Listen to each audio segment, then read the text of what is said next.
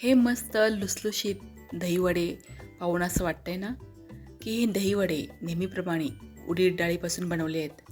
पण नाही हां, हे दहीवडे उडीद डाळीच्या ऐवजी चक्क मूग डाळीपासून बनवले आहेत.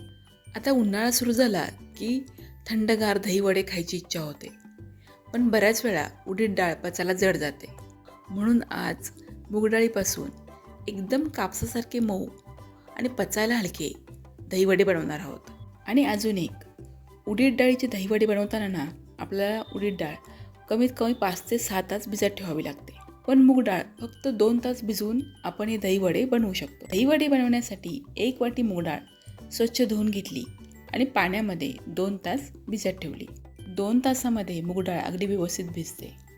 आता हे भिजलेल्या मूग डाळीमधलं पाणी पूर्णपणे काढून घेतलं आणि ती मिक्सरच्या मोठ्या भांड्यामध्ये काढून घेतली. डाळीमध्ये पाणी न घालता ती बारीक वाटून घ्यायची. मूग डाळ पाणी जास्त शोषून घेत असल्यामुळे ही पाणी न घालता सुद्धा मिक्सरला अगदी छान वाटली जाते. आणि ही डाळ वाटताना एकदम त्याची बारीक पेस्ट बनवली नाही, ती थोडीशी जाडसर ठेवली आहे.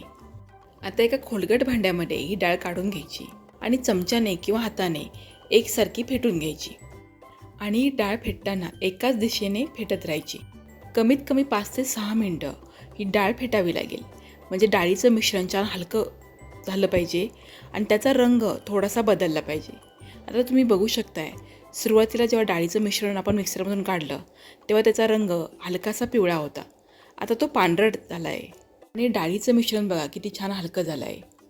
आता हे पीठ तयार झालं की नाही हे ओळखण्याची अजून एक ट्रिक म्हणजे एका वाटीमध्ये पाणी घ्यायचं आणि त्यामध्ये थोडासा पिठाचा गोळा टाकायचा. आता तो पिठाचा गोळा जर वरती पाण्यावर तरंगला तर समजायचं आपलं पीठ अगदी व्यवस्थित तयार झालं आहे.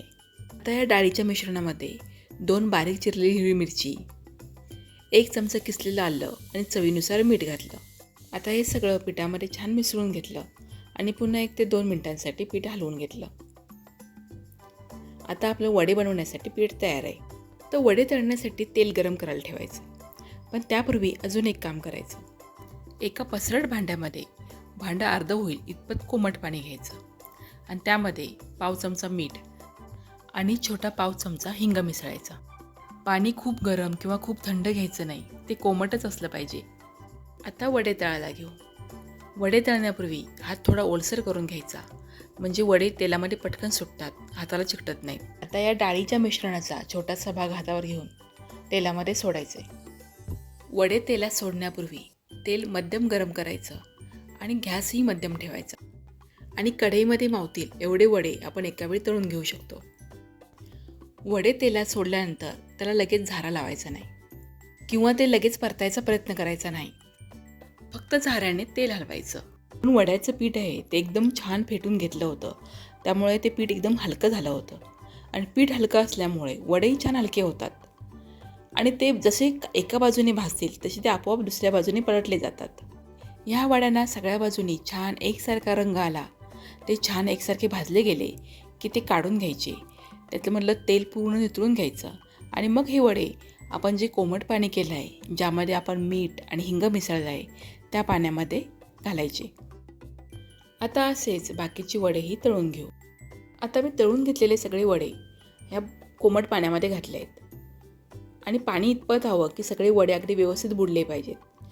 हे वडे खूप हलके असल्यामुळे बऱ्याच वेळा ते पाण्यामध्ये बुडत नाहीत, तर थोडे चमच्याने ते वडे दाबून घ्यायचे आणि पाण्यामध्ये अगदी व्यवस्थित बुडतील याची काळजी घ्यायची. आता हे वडे पाण्यामध्ये कमीत कमी 20 ते 25 मिनटं असेच ठेवायचे आहेत.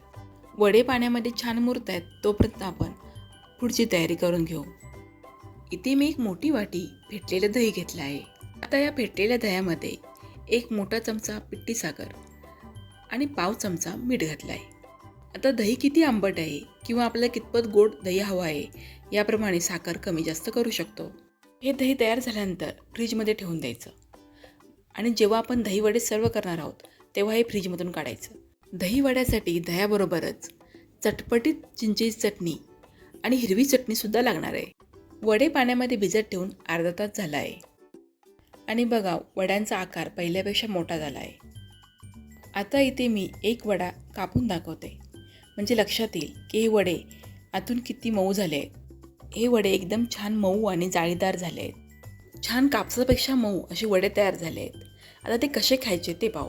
पाण्यातील एक एक वडा काढून हातावर घ्यायचा आणि अगदी हलक्या हाताने दाबून त्यामधलं पाणी काढून टाकायचं. पाणी काढल्यानंतर हे वडे एक एक करून दह्याच्या मिश्रणामध्ये घालायचे आणि दह्यामध्ये छान घोळवून प्लेटमध्ये काढायचे. किंवा पाण्यातून काढल्यानंतर वडे दह्यामध्ये न टाकता असेच प्लेटमध्ये ठेवायचे आणि त्यावर वरून दही घालायचं. आता हे वडे दह्यामध्ये घोळवून घेतलेत तरीही वरून थोडंसं दही घालायचं, कारण दही वडे आहेत म्हटल्यानंतर दह्याचं प्रमाण थोडं जास्तच असायला हवं नाही का. दही घातल्यानंतर त्यावर चटपटीत चिंचेची चटणी घालायची. चिंचेची चटणीनंतर हिरवी चटणी घालायची. आता सगळ्यात शेवटी भाजलेल्या जिऱ्याची पूड आणि मिरची पावडर भुरभुरायची. हे तळलेले वडे जर एका वेळी खायचे नसतील तर ते तुम्ही पाण्यामध्ये घालून फ्रीजमध्ये ठेवू शकता. हे वडे 2 ते 3 दिवस छान टिकतात. फक्त त्यामधलं पाणी दररोज बदलावं लागतं. पचायला हलके आणि करायला सोपे असे मूग डाळीचे दही वडे तुम्हाला कसे वाटले मला कमेंट करून सांगा. व्हिडिओला लाईक आणि शेअर करा.